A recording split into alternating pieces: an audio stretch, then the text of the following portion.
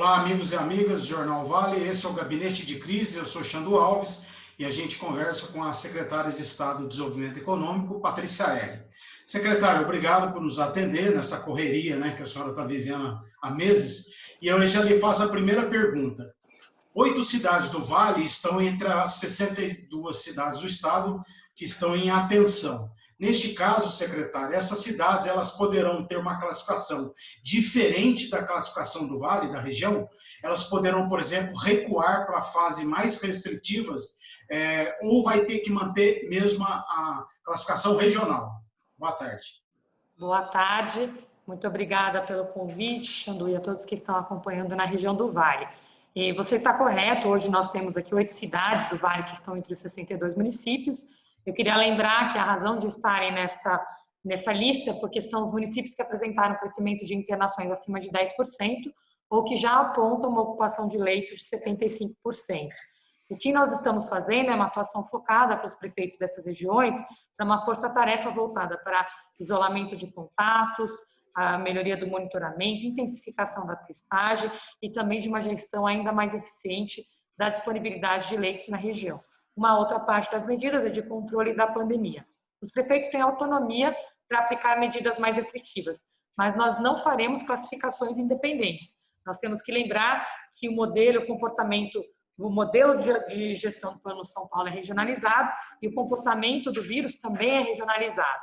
O que acontece é que alguns municípios têm estruturas diferentes e exigem uma gestão operacional diferente e específica, e é isso que nós estamos fazendo nesse momento.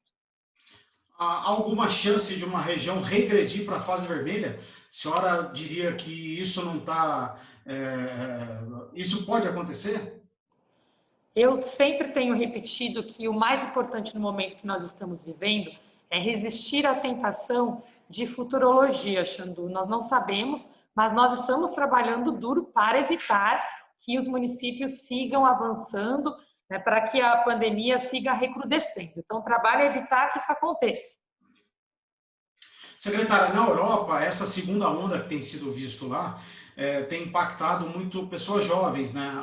As internações, a maioria de pessoas jovens. Isso tem ocorrido no estado? Vocês têm um perfil desse aumento de internações? Qual é o perfil dessas pessoas que estão sendo internadas aqui em São Paulo, por exemplo?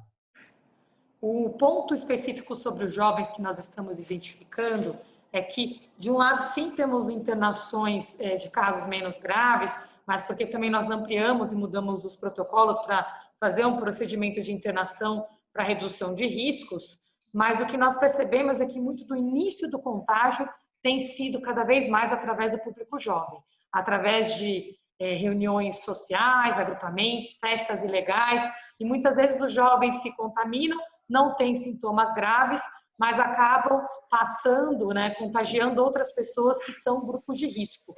Um ponto importante é que há uma mensagem clara a ser passada para os jovens, sem dúvida, no estado de São Paulo. E aí eu emendo com a pergunta, o próprio governador disse na coletiva recentemente que as pessoas estão esgotadas, né, estão muito cansadas. E o fato de ter melhorado nos últimos meses e agora começa a ter uma piora, é mais difícil mobilizar as pessoas para que elas atendam aí às restrições, principalmente os jovens, secretária? É um desafio adicional? Sem dúvida, Xandu. Eu estava agora finalizando um artigo sobre isso. E eu disse isso também na minha entrevista ao Valor Econômico, né, que foi publicada ontem, eu dei na semana passada. Foi exatamente isso. Há um sentimento de exaustão da população, assim como dos profissionais de saúde, de todas as áreas, que estão já há 8 meses na pandemia. Nós estamos cansados, mas o vírus não. Então, temos que respirar fundo, não baixar a guarda nesse momento, principalmente nessa reta final, nesse período que antecede a vacina. E como é que vocês vão fazer, secretária, agora com os prefeitos eleitos, né, aqueles que vão entrar em janeiro? Aqui na região, por exemplo, o prefeito eleito de Taubaté chegou a falar durante a campanha que ele não concordava com ampliar as restrições. Como é que vocês vão trabalhar com essa gente nova que está chegando nas prefeituras do Vale? Dia 7 de dezembro, nós temos uma reunião com todos os prefeitos eleitos para fazermos uma atualização do momento da pandemia e como é que funciona o processo de gestão do Plano São Paulo. O importante a destacar, Xandu, é que os prefeitos estão, em geral, muito solícitos e colaborativos. São exceções que discordam, descumprem o plano, o que nos ajuda muito a fazer uma gestão integrada, coordenada e colaborativa no estado de São Paulo.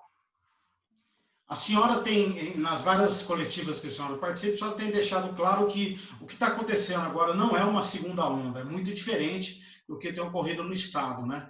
Agora, vocês esperam uma segunda onda para 2021, por exemplo, nos moldes que tem ocorrido no estado? Está no horizonte, eu sei que a senhora não faz futurologia, mas vocês estão preparados para uma segunda onda de fato? Nós temos que sempre trabalhar pelo melhor e estarmos preparados para o pior. Neste momento que eu posso te garantir, eu acabei de ver esses dados, porque a média de casos, por exemplo, na Europa, nos países europeus que tiveram que aplicar medidas restritivas, eles demoraram de 2 a 4 semanas para aplicar as medidas, com um crescimento de casos, Xandu, de 30% a 50% por semana. E eles estão chegando a ter hoje entre 30 e 50 casos a cada 100 mil habitantes. A Inglaterra, mesmo depois do lockdown, que não foi o lockdown, foi um modelo de quarentena parecido com o nosso nas fases ali entre vermelho e laranja, eles agora, e ficaram um mês assim, eles alcançaram um número entre 20 e 25 casos a cada 100 mil habitantes. Nós estamos com 10. Então, o nosso patamar é diferente, sem dúvida, mas, ao mesmo tempo, temos um recrudescimento da pandemia. As internações aumentaram por 3 semanas consecutivas. Temos que nos preocupar, mesmo que a taxa de crescimento das internações esteja caindo, nós não podemos seguir aumentando as internações. Então, volto a dizer que o controle, o reforço dos protocolos de uso de máscaras e distanciamento é fundamental. Agora, só incluir uma pergunta. A senhora falou recentemente na coletiva com a preocupação com a testagem, né? As prefeituras começando a deixar de testar. Como é que é essa questão, secretário? Preocupa os municípios começar a testar menos, a não testar? Preocupa, nós não podemos reduzir testagem, temos que, muito pelo contrário, aumentar, e esse é um ponto de cobrança importante da população com os seus gestores locais. Nós criamos toda uma estrutura de capacidade de testagem na rede estadual pública de testagem, com a Secretaria da Saúde, o Instituto Butantan, uma série de parceiros, também há toda a disponibilidade realizada de recursos adicionais para as prefeituras para a realização de testagem. Precisamos garantir que esses números continuem crescendo. É testar, monitorar e isolar contatos é o segredo para que possamos aplicar medidas menos restritivas.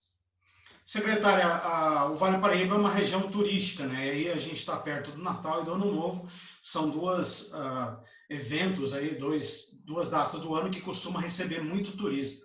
Quando é que isso preocupa o Estado e qual é o apelo que vocês vão fazer para a população para evitar aglomerações nesse final de ano?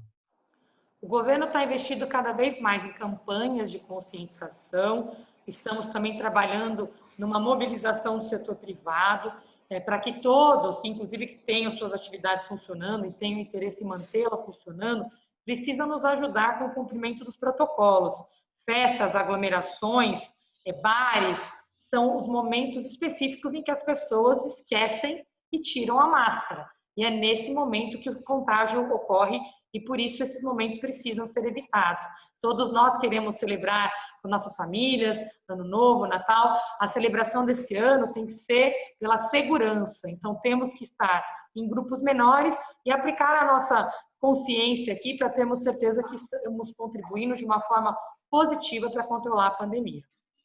E se essas restrições da fase amarela não forem cumpridas corretamente, secretário, há um risco da gente voltar àqueles picos de casos de julho, agosto, setembro, como a gente viu no estado. Aqui na região, por exemplo, julho, agosto, setembro foram os meses com mais casos.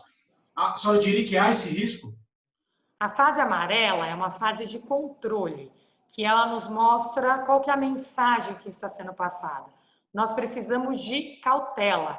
É um momento de alerta, onde as medidas precisam ser aplicadas. Se elas não forem aplicadas, vai piorar a pandemia e teremos que evoluir para fases com medidas mais restritivas. Se elas forem aplicadas, a gente volta a retomar ainda mais atividades. Então, é um ponto de inflexão, eu diria, que vai depender muito da colaboração da população.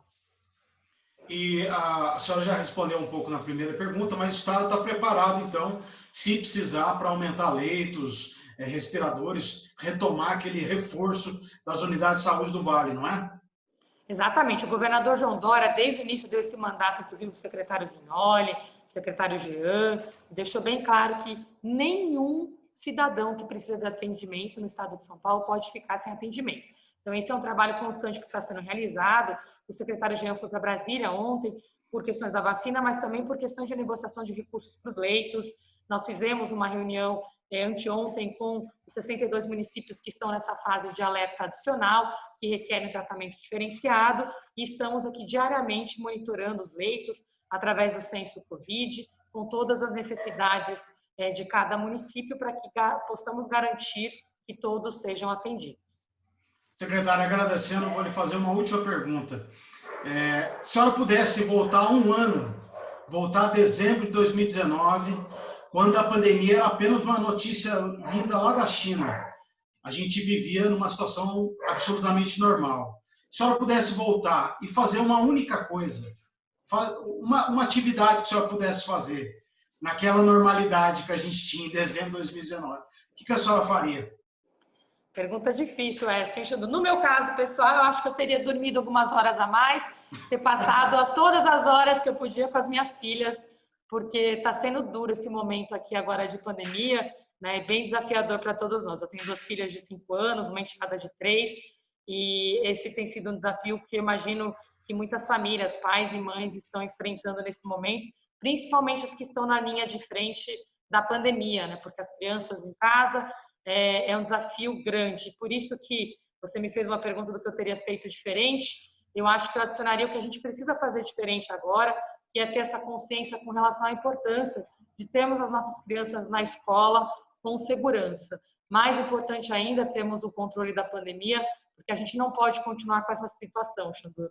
Eu falo como mãe, né, a situação para as crianças também está muito difícil e nós precisamos ter essa consciência. Cada vez que a gente sair e esquecer de usar a máscara, acho que a gente pode pensar naquela criança que está deixando de ir para a escola por um ato inconsequente nosso. Joyce, secretário, eu agradeço. Muito obrigado pela entrevista. Tudo de bom, bom trabalho para vocês. Muito obrigada pela tua colaboração, de toda a imprensa, na verdade, que tem sido fundamental para que a informação chegue de uma forma correta e célere à população. E fica aqui um agradecimento e um pedido de colaboração para toda a população do Vale. Usem máscara, pratiquem distanciamento, vamos sair juntos dessa pandemia. Muito obrigada. É isso aí, obrigado. Tchau.